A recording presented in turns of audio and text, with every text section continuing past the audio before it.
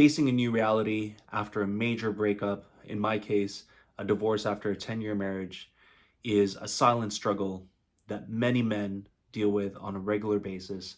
And what makes this so particularly challenging is that it puts you in a position where you have to face some cold, hard truths in this new reality, truths that are out of your control, but also truths that are associated with choices, decisions, and even actions that you made that put you in that spot in the first place. And I know that can be a hard pill to swallow, but my whole goal today is to share my story on how I learned to fully accept and even embrace this new chapter of my life, this new reality, in the hopes that it will inspire you to also move forward and get out of the darkness and back into the light. So the new reality that I had to face 5 years ago was something that at the time I never felt I could overcome. And to give you some context, let me just share some cold hard truths about this new reality that were out of my control. First one being, I would be going from seeing my kids 100% of the time to 50% of the time. Let that sink in for a second. This was one of the hardest struggles for me because being a father, I was able to see all of them born in the hospital from newborn all the way up till the time that they were able to go to school. And now I had to face this reality that I would go from seeing them 100% of the time every single day to 50% of the time for the remainder of their life up until they are 18 years old. And my boys are 13, 10, and 8, so you can imagine that's going to be a lot of years where I miss out on a lot of their upbringing because I only get to see them half the time. That was a really hard one for me to deal with, and was one of the reasons why I decided when we first separated to still continue living in the same house as my ex for 18 months, co-parenting with her, before I finally decided to move out because it was not good for my mental health. Yes, I sacrificed quite a bit to see my kids for 100% of the time during that period, but it was really not good for me, and it's not something that I would recommend. I would actually recommend moving out as soon as you can, as soon as you make that decision to part ways, to protect your mental health. Another harsh truth that I had to face at that time was having to pay spousal or alimony and support payments for the remainder of my children's lives, all the way up until they're 18 years old. This one in particular is very difficult to deal with because it now means not only are you paying for supporting your kids when they're with you, but you're also paying for supporting your kids when they're with your ex. And I know it sounds kind of backwards and you might be wondering, well, wait a second, don't they have to contribute? Well, if you're not familiar with divorce laws in the US as well as in Canada, where I'm located, it is very heavily tilted to the woman's favor, to the mom's favor. And it's just simply straight up not fair. I'm just going to say that. There's no way around it. It's not freaking fair. But it's a reality they have to accept, and it's a reality that you have no control over. So that was another hard truth that I had to accept. Another hard truth that I had to accept was the fact that I would no longer be able to experience the family life that I wanted to have. Whether that be me, my kids, my wife at the time, living all the way up till they became adults, growing old with my partner, having all of these memories, life moments together, that was no longer a reality. Nor was it a reality for both sides of our family to continue celebrating major holidays and milestones like birthdays, Christmas, New Year's, all that kind of stuff. If you're a family person, you know how important it is to have those types of memories and experiences, because at the end of the day, it's not the material possessions that matter. It's all of the wonderful memories that you have with everyone that you love. And that was something that was really hard to let go at that time.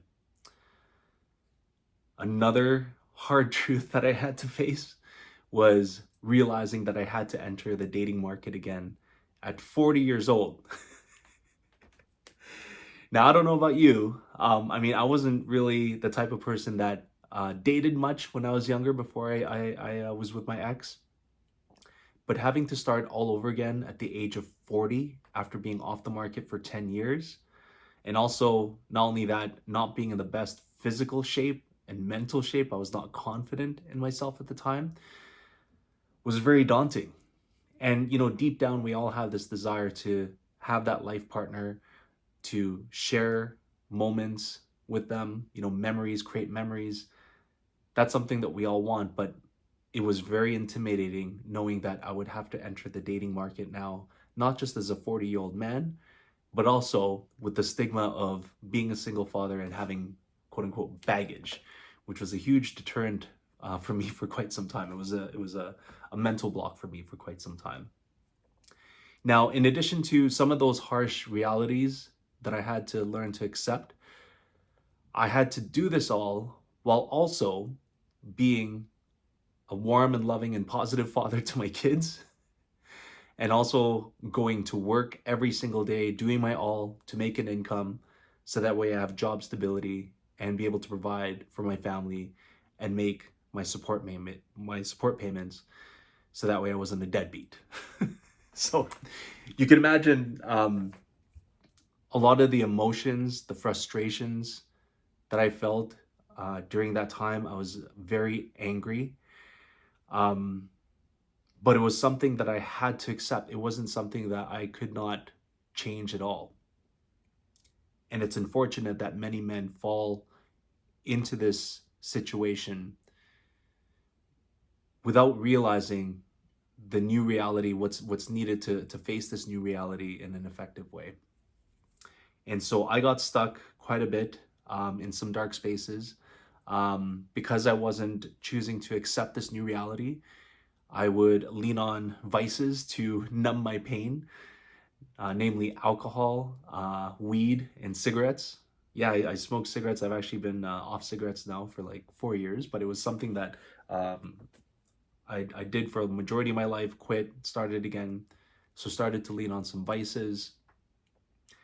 And for a period of time, about, let's say, I'd say like 3 months after I finally moved out after co-parenting, I was stuck because although I was now out of the home that I lived in with my ex, where I got to see my kids 100% of the time, yes, I had my freedom, but it also meant now that I had more time to to sit with these new aspects of my reality all alone at my place by myself.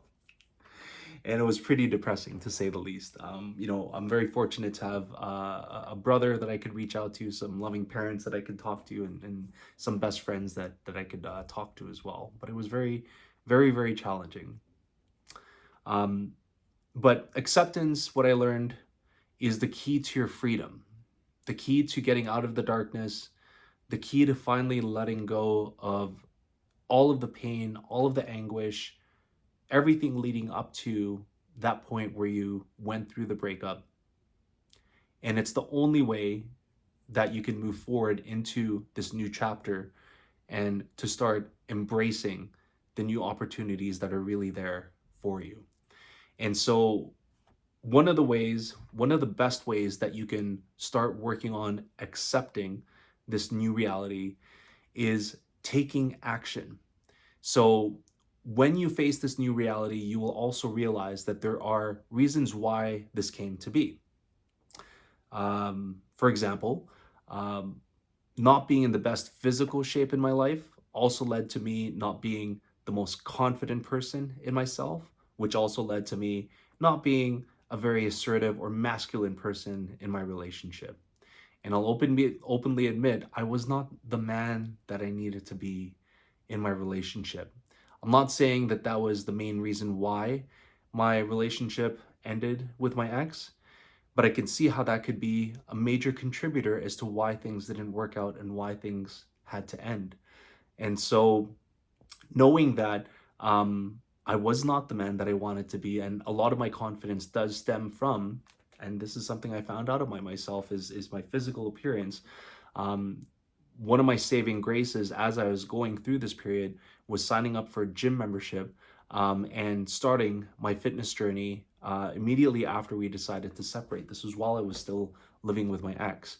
And taking that decision to start working on myself was one of the best decisions I've ever made, because at the time I didn't realize it, but it was one of the practices that helped me to see progress in moving forward in this next chapter in my life and accepting this new truth of myself.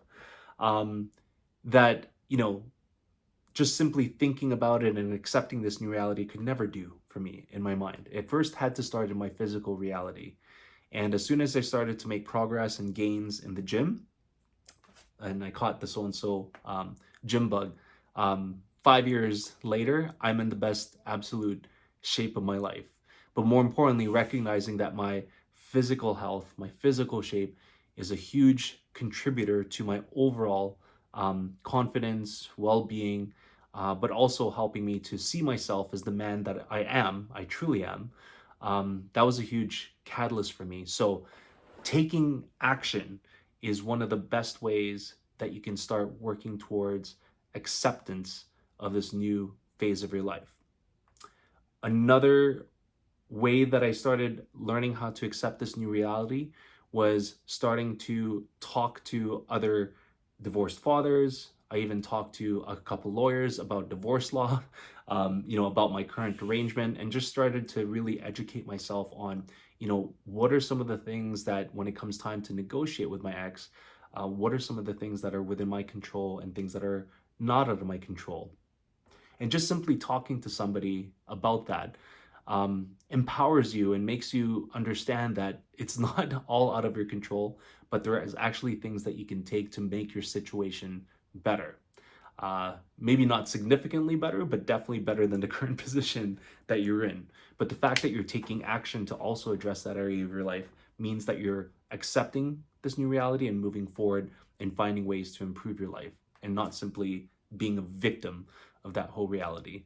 One of the things that how I always defined that stage, my mentality was I would look at myself as a human ATM for my ex with just visitation rights to my kids. That sounds horrible, doesn't it? Like, I know that's not who I am, but that's to some degree how I thought about myself. So that's another example of how taking action can help you really embrace and accept, this new reality that's in front of you.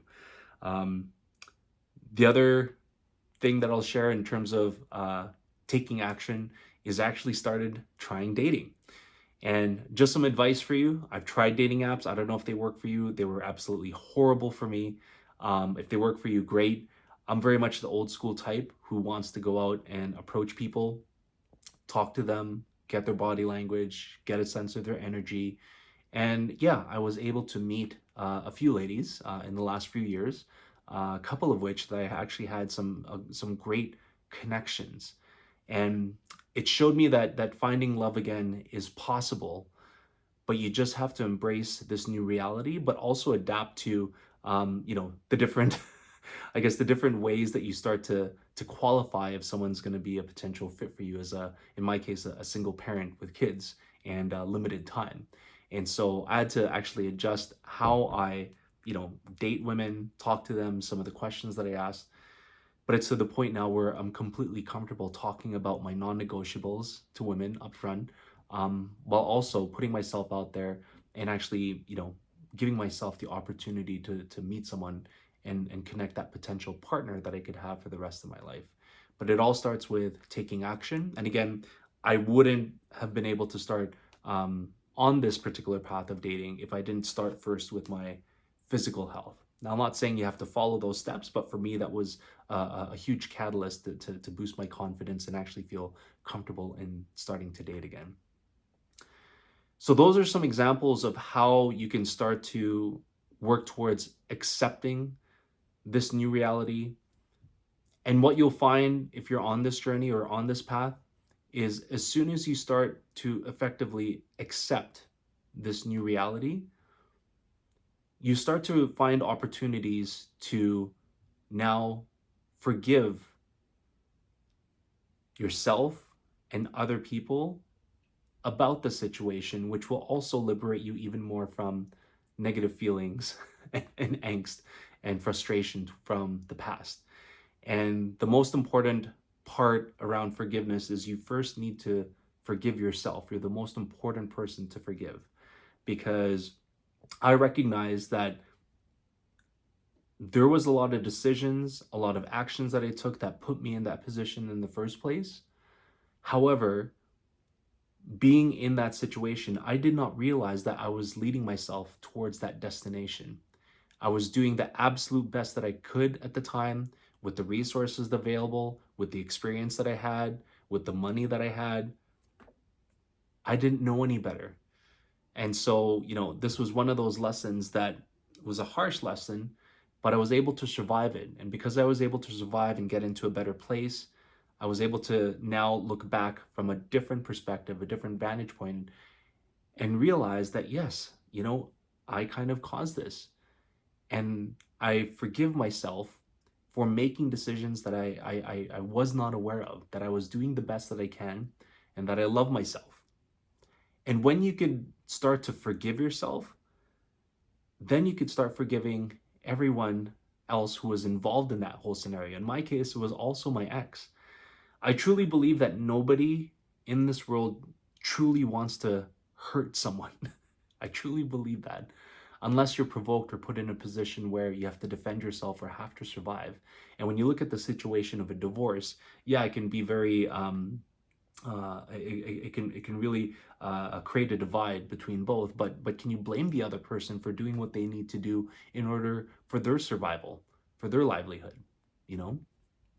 So it really changed my perspective on that, and I forgave her again in the same way that I forgave myself. I forgave her for all of the choices, decisions, actions that she took towards me.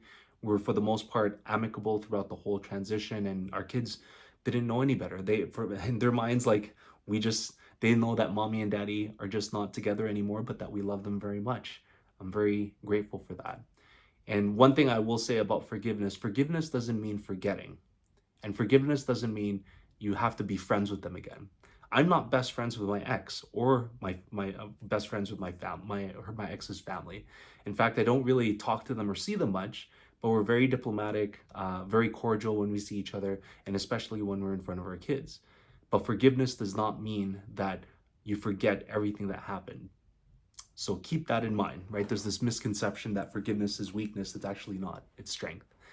And again, it gives you more freedom to now finally let go of some of the angst and animosity that you had. And then you eventually reach a stage, this is 5 years later, where once you start to forgive the situation, forgive everything about what happened, you'll start to find opportunities where you can really now start to let go of those emotions. Now, in 5 years, yes, the pain still comes back. I don't think it'll ever go away, the pain of that situation, but it gets easier for you to become aware of what are some of the triggers that bring it back, and what are some of the things that you need to do in order to let go of those negative emotions that can sometimes get stuck. One of the things that I'll share with you, and this not might be for all of you, but one of the steps that I took when I first separated from my ex was I unfriended them on social media. And it was not just my ex, but her family, all of her friends, because at that point I just wanted to create like a boundary. It was one of the best things that I've ever done, because now I'm not seeing their stuff on my news feeds, both in Instagram and on Facebook.